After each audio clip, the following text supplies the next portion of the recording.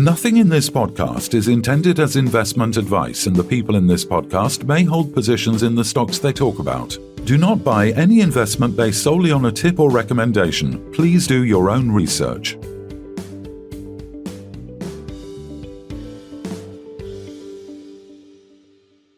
Hello and welcome to the Midweek Takeaway. Today we're joined by Kyla Hardy, CEO of Cloudbreak Discovery. How's things going, Kyla? It's been a while since we talked. It has been a while, guys. Happy to be back on here, and it's been a pretty busy few months for us. So it sounds like, just looking at your last RNS, there was an interesting, it was 31st of May, so literally like about a week ago, where you talked about acquiring a 3.325 interest or royalty interest on the Master Unit Energy project. I believe it's down in Cochran County, Texas. Do you want to just talk? I mean, the interesting thing is obviously the last RNS I think we had before that was about the oil fields or the oil assets in Namibia. Do you want to just talk us through the not the rationale, but the sudden move into the energy space? Absolutely, yeah. So I'll just touch on Namibia before we hop into the Texas royalty there with G2. Namibia was a very logical entry point for us. It very much followed our project generation methodology that we use in the exploration business on the other side of the resource sector, and we provide technical and financial expertise and backing to two distinct groups for two very large prospective energy blocks there. And we saw what Recon Energy were doing, a Canadian listed issuer, and they've got some beautiful price target on them, giving them nearly $3 billion market cap target as an exploration company. So, the size of the prize in Namibia was just too hard to ignore. And, it really fits part of our concept of energy transition. We're really looking at this natural gas side of stuff.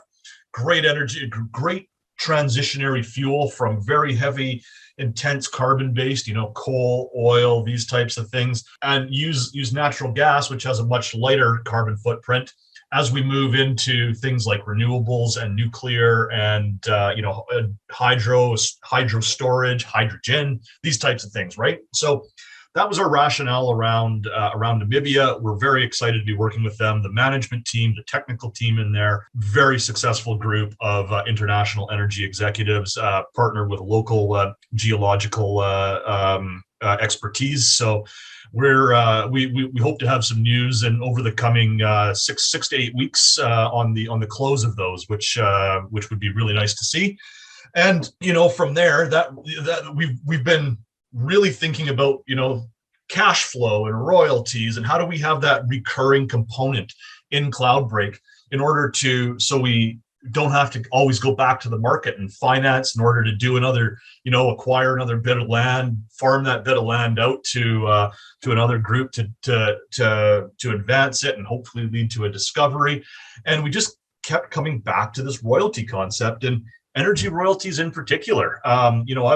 I've got a history in energy royalties. I built a small energy royalty company in the Southeast United States a number of years ago, and I'm finally off my non-compete on that. So might as well deploy the same structure again, right? And so when you look at royalties, mining royalties, that's up to sometimes decades before you see any return on that. And we've got plenty of royalties on our exploration projects all over North America and that. But you're going to drill 800 plus holes, go through a ton of engineering. You're going to drill one hole and potentially have revenue off of it in the energy space. The thing I like about this is the fact that it's an already, or the Cochrane one is an already producing well. It's not like you're investing in a complete wildcat. I mean, the thing is, you look at the stocks in this market, we've seen them recently in the UK, is you've got Advanced Energy, they hit a duster. I mean, there's nothing worse as an investor when you hit this duster, no hydrocarbon shows, I mean, that is horrific. But when you're investing in something that's an actual producer, it's a completely different story, right? Exactly. And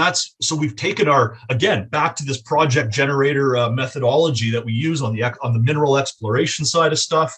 We've taken that and put that onto the energy side of stuff. We're looking at brownfield opportunities. We're not going out wildcatting wells or bringing management teams on to go and wildcat wells. We've got a really great technical team based down in Houston. We've got a couple of land guys based down in Houston. So we got a really nice, Houston, Texas, I should say. There's a couple of Houstons globally. Heart of energy in the US, if you will, there. And we're going after and buying royalties on brownfield that projects that can, they can either re-enter the wells, they can directional drill for laterals off of them, they can recomplete wells, where there's already oil in place. We know that, and it's such a low cost to increase the production off that. So with G2, we've got about a 20-month return on capital on that for our $2 million US investment in that. This is the first of multiple of these that we have lined up. We've gone out, we've made proposals to a number of groups now in order to start to acquire more of these and build cash flow, really build it. So now we can take that, that 3.25% royalty. That's a great override. We don't have any costs on that. And moving forward, we gave them a debenture, so we're second secured on that. So if they default, we've got a new project. I don't think they're going to default, but things go sideways sometimes. Yeah, of course, it's a risk issue, and that's what debentures are work, isn't it? You take the risk and the element of it, but exactly. And we're able to structure it in such a way that we can kind of get that high return on capital. We got warrants on top of that in the company now, and we've got a relationship where they want to work with us to bring more and more and more land and development opportunities into that company, based on how our area of interests and area of influence are work around that royalty. So it's the first one. It's a start. It's a small one. It's on 80 barrels right now. I think based on their development plan, they're going to take that to over 800 barrels over the coming months here, which looks completely feasible based on the engineering. And then they've already approached us with the next one. So we're just going to toss that in line with a bunch more that we've gone out and generated and made proposals on. Yeah, we have a company in the UK stock market, Diversified Oil, and it actually does it in the UK, in the US.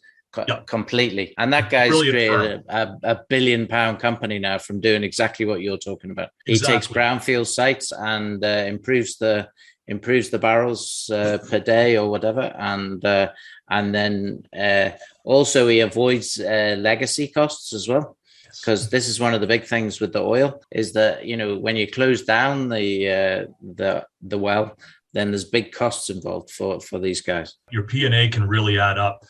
Plug and abandon is P&A. When you have legacy liabilities. But Kevin, I'm with you. I think Diversified has done an absolutely brilliant job of building a really, really interesting company. I'm personally a shareholder in it because I like what they're doing so much. I sort of stumbled across them two or 3 years ago, and have just ever since I saw them started picking shares up because I like that model, and we've taken part of that thinking that they've put together over there and deployed it in a little bit different way over here. When you look at this isn't an advert for Diversified, by the way, because we want to buy CDL, but the scenario is that they're paying 10, 11, 12% dividends. Yeah. How on a £1 billion company are you paying 10, 11, 12, and it's been higher dividends? Why? Because when you have an operating oil well that is just producing oil, and ultimately you have no costs of drilling and everything else, it's just cash flow. And that's basically what's happened. And that's what CDL needs. So I'm really pleased that this is what's happening. Oh, well, thank you very much for that. I'm glad you're pleased. We're very pleased with it. And, it fits in.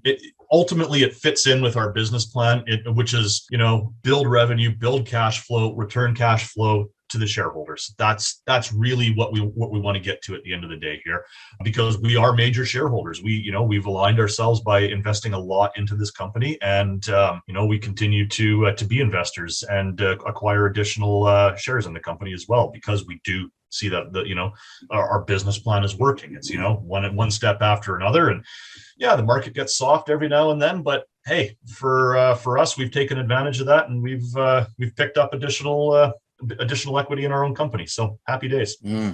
What is the situation? There was two things that I've got in my mind, so I'll ask them both at the same time, but you can answer them one at a time, obviously. The first one was the gold prospects that we had in Africa that we talked about, and the other one was the lithium brine stuff that was in, I think, Pennsylvania or around that in the US. So, what about those? The gold assets in Cote d'Ivoire that we were going after, we ultimately decided to take a step back from them. The underlying vendors became a little bit too greedy, unfortunately, or they had differing views of what we wanted to do. I'm not quite sure how it all sort of came together, but we decided, well, we're spending a lot of time on this and we don't see an end in sight, so we stepped back from that. We've engaged with a number of other groups within the region. We're still, we're very active in West Africa right now, and are really pulling towards closing out two new acquisitions there, larger ones, which I'm happy to say, and I'll be I can't wait to tell our shareholders and our viewers about that there. And then the lithium in Eastern US it's just going really well.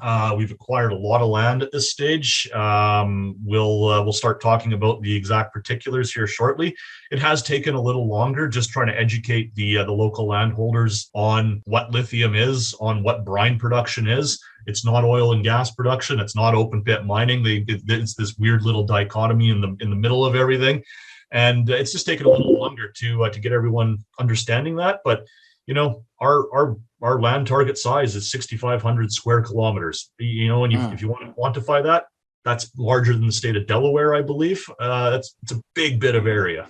So, it's probably it's much bigger. It's much bigger than London and probably the southeast of England. If we, I was going to say it's bigger than the southeast of England, actually. I'm going to say London, man. It's like you think, right? We were driving across 5 states. It took us about 15 hours. And we Pennsylvania itself takes you 4 hours to drive over, man. This is massive. And I wasn't hanging around in the Velar, was I? Do you know what I mean? And sometimes you were hanging on for dear life. So ultimately, we were getting through a lot of ground in the US. Yeah. But it's a big old space. It is. And you know what? The nice thing is, for us, this is true project generation. This is going after a target that is a brand new target. Really no one else working in the area on the same stuff. There's been some activity recently about people trying to do the same stuff, but we've been at it for 19 months doing all of our engineering and geological work, and we're ahead of everyone. We know the targets. We know our land people have knocked on every door that we need to knock on at this stage, and it's getting deals signed now, which we're happy to say is happening. So it will be a major part of our play. Yeah, it's taking a little longer than expected, but welcome to resources. That seems to be the story du jour, if you will. Yeah, I mean, we had this discussion actually before we started the podcast. Just my thinking really is that the resource sector has to re-rate, partly because the resources themselves have escalated in value, and partly because the majors are all making huge profits at the minute, but depleting their assets. So they're going to have to get assets from somewhere down the line.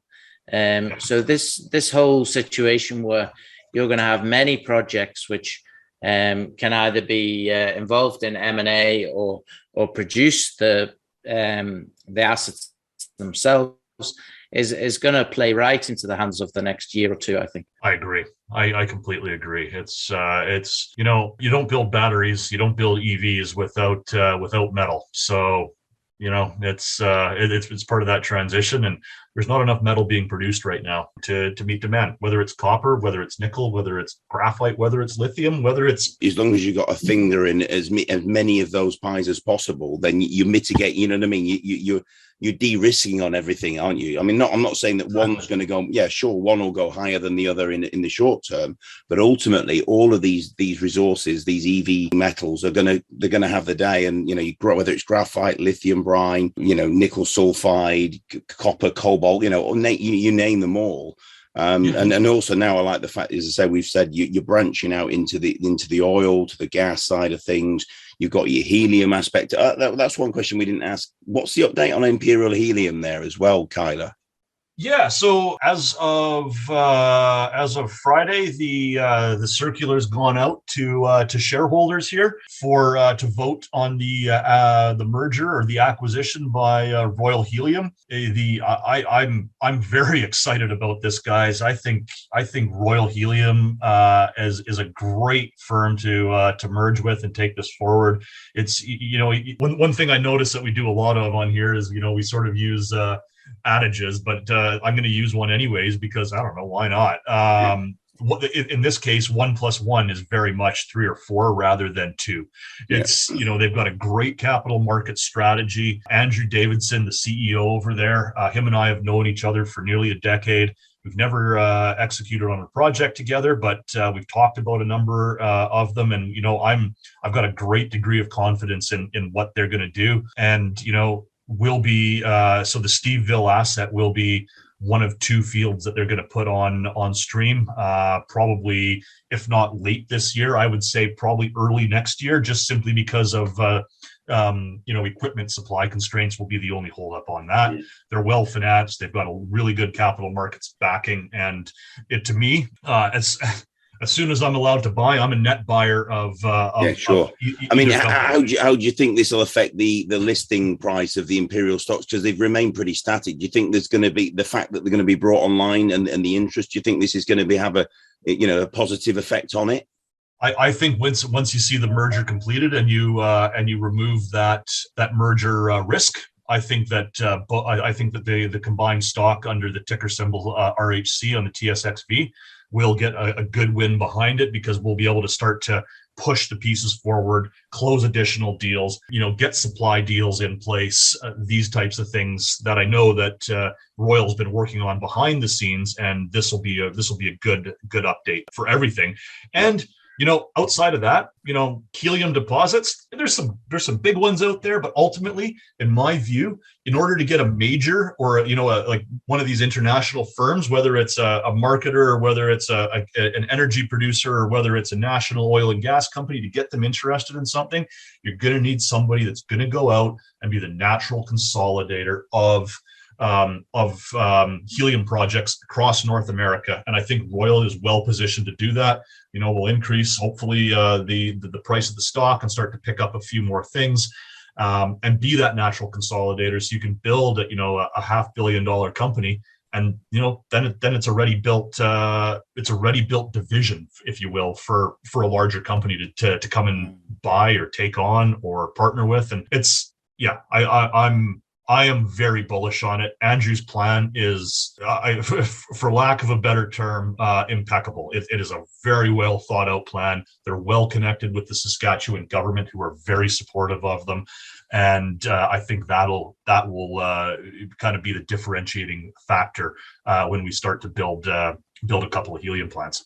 Yeah, brilliant news. I mean, it sounds like you're very enthused about that one. Kyler Hardy, CEO of Cloudbreak Discovery, thanks very much for your time. Thanks, Phil and Kevin. Always a pleasure. Thanks, Rory. I just called you Rory. Let me say again. Thanks, Kyler. Kevin, I'm much handsomer. Come on. This podcast was brought to you by Roast PR Limited. If you would like to appear on a future episode of The Sunday Roast, please email admin@thesundayroast.net.